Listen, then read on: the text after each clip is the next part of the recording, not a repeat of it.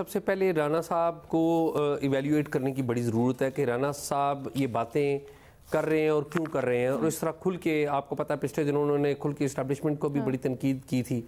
और जो वफाकी वज़ीर है अता तारड़, वज़ीर इत्तलात, उन्होंने आके राना साहब को जिसे कहते हैं जवाब दिया था और उनको इन मैनी वेज़ बताया था कि वो अपनी लिमिट्स पे रहें और पार्टी के अंदर आकर रहे हैं। राना सनाउल्लाह ख़ुद अता तारड़ से बहुत ज़्यादा सीनियर है।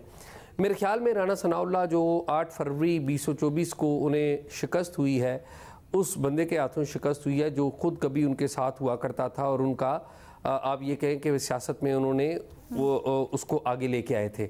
एक तो राना साहब को उस शिकस्त का बड़ा दुख है और होना भी चाहिए। एक बड़ा ज़बरदस्त पॉलिटिकल वर्कर है राना सनाउल्लाह, जिसने बड़ी मेहनत की है, मारे खाई हैं, मुकदमे भुगते हैं और बड़े बेबुनियाद मुकदमे, ऐसे भी भुगते हैं मुकदमे जो आखिरी मनशियात का था, उनमें सजाए मौत हो सकती है।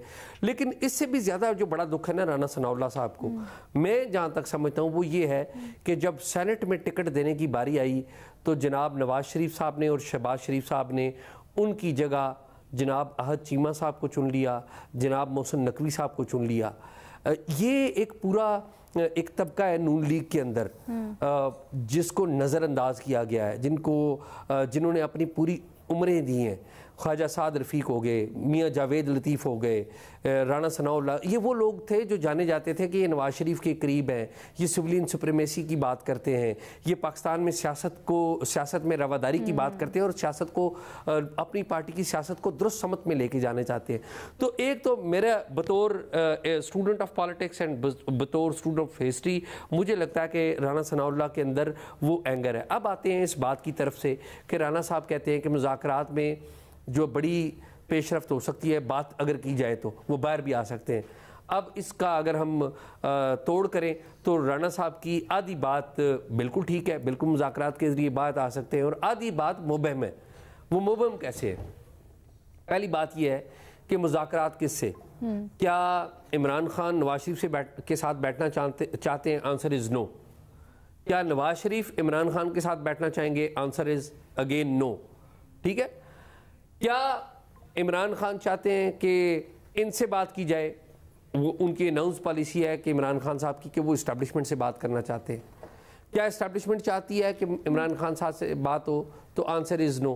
पिछले दिनों एक सबील ज़रूर बनी थी, कुछ पैगाम रसानी हुई थी और इमरान खान साहब को अच्छा बच्चा बनने की पैगाम दिया गया था और तो ये बन रही थी कि इमरान खान साहब निकल आएंगे। बिल्कुल इस बात की तो बन गई थी कि इमरान खान साहब निकल आएंगे। लेकिन हुआ ये कि इमरान खान साहब ने फिर जेल के अंदर इस्टेब्लिशमेंट को और इस्टेब्लिशमेंट की क़यादत को नाम लेकर उन्होंने तनकीद का निशाना बनाया। तो वो जो बातचीत का इस्टेब्लिशमेंट से एक सिलसिला चला था, CBMs हुए थे, वो सारे धरे के धरे रह गए। अब इस वक्त इमरान खान का जेल में रहना इमरान खान के लिए फ़ायदा मंद है या जेल से बाहर आना? देखिए, इमरान खान को जेल में जिसे कहते हैं देसी घी के खाने मिल रहे हैं, मुर्गे मिल रहे हैं, मटन मिल रहे हैं। इमरान खान साहब को जेल में साइकिल चलाने की सहूलत है, TV देखते हैं, अखबार पढ़ते हैं, अपने सियासी लीडरों से आके मिलते हैं, जिम में जाते हैं, एक्सरसाइज करते हैं। तो इमरान खान साहब के लिए जो जेल है ना, इस वक्त बड़ी आइडियल सिचुएशन है। अच्छा एजाज, ये जो आप बात कर रहे हैं, लेकिन इन ऑल फेयरनेस बेशक बहुत ही सहूलतें ज़बरदस्त मिल रही हों या आप किसी महल में भी कैद हो, वो जो साइकोलॉजिकल इम्पैक्ट होता है कैद का, एक सज़ा का, वो तो डेफिनेटली तो ये अनफेयर नहीं हो जाएगा कहना कि खान साहब को बड़ा बेनिफिट कर रहा है इस वक्त जेल में रहना या उनके लिए बड़ा अच्छा है, और इन अदर वर्ड्स वो ही इज़ चूजिंग इट। जाहिर है हर बंदे की ख्वाहिश तो होती है वो बाहर है, लेकिन उनको इमरान खान साहब ये ज़हन में सोच रहे हैं कि जो इंतखाबात हुए हैं उसके नतीजे में जो गवर्नमेंट है वो बड़ी कमज़ोर है और आज नहीं तो कल ये गवर्नमेंट हाउस ऑफ कार्ड है वो नीचे गिर जाएगा, तो फिर उनकी अहमियत बनेगी। वो उस कॉन्टेक्स्ट में सोच